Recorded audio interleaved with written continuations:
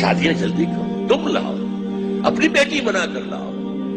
کھانے کو اگر تمہاری اپنی بیٹیاں کھا رہی ہیں اور اپنے بیٹے کھا رہے ہیں، وہ بھی کھا لیں، وہ اپنا رزق ساتھ لے کر آئے.